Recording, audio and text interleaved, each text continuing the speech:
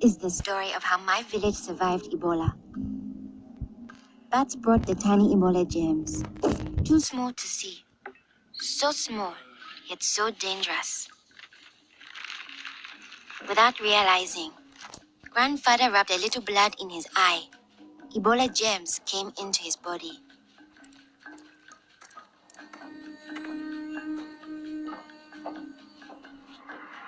Days went by. Then grandfather got a terrible fever and weakness. We thought it was malaria, but he was soon much worse. He had vomiting and diarrhea. His fever got even higher. I ran to get the nurse. But grandfather had already died. I was heartbroken. The nurse thought it might be Ebola, a disease caught from bush meat, but which spreads from person to person. Others in our region had already died of this new disease. Unless we understood the disease and followed their rules, it could spread further and kill many more people. She explained that Ebola was in the body fluids of someone who was sick or had died of Ebola. Their sweat, tears, mucus, saliva, vomit, diarrhea, urine, breast milk, sexual fluids, and blood. When we touch a sick person's body fluids, the Ebola germs can get into small breaks in our skin or into our eyes, nose, or mouth. The Ebola germs spread into our body and make us sick. When somebody dies of Ebola, that body is much more contagious. No one should ever touch the dead body. The nurse advised us to wash our hands with soap and water right away. She contacted the trained burial team to help us bury grandfather's body safely. The burial team came. They comforted us and explained what they had to do to protect us. The team wore protective clothing that kept them safe from the dangerous germs.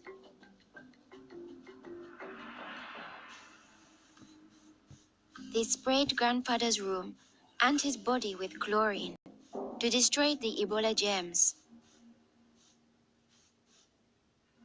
They put his body safely away in a bag. To prevent the spread of Ebola, no one could touch the body of anyone who had died with signs of the disease. They also burned his mattress, bedding, and clothes, anything that might have his germs. All these actions made us safer. It was too great a risk to follow all our traditions, but we still honored grandfather in the time of Ebola.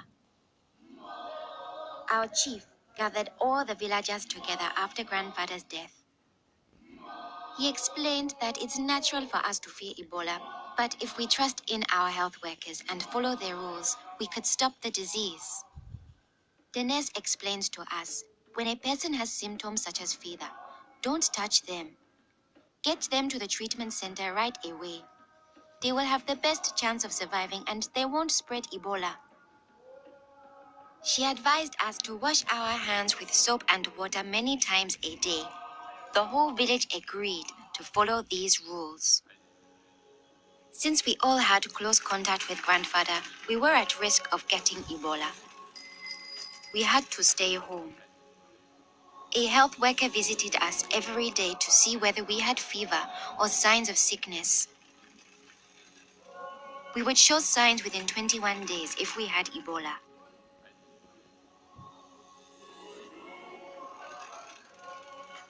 Many days passed, and I thought we would all stay healthy.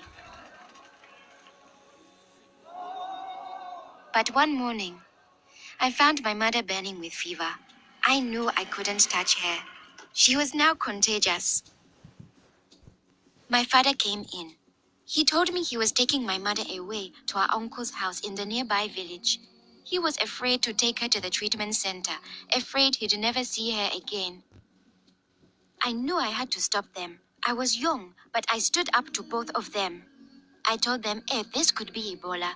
She must go to the treatment center right away. We needed to trust in our health workers to save her, save ourselves, and save our village. I saw in their faces that they understood. Running away would only lead to more death and suffering. My mother tested positive for Ebola. They found her a bed. At first, the health workers looked scary, but I knew they wore the suits to protect themselves. And inside, they were normal people like the nurse. They took good care of my mother. They gave her fluids, medicine, and food, and helped her body stay strong to fight Ebola. I missed my mother very much, but I could still talk to her on the phone. Sadly, some people in my village didn't survive, but my mother got better day by day. Soon, we were able to see her from a safe distance. One day, the nurse announced that my mother would live. Now we were safe to hug and kiss her. It was a day to celebrate. Our village followed their rules. We trusted our health workers, brought our sick for care right away, called for the safe burial team when one of our people died, and we always washed our hands with soap and water.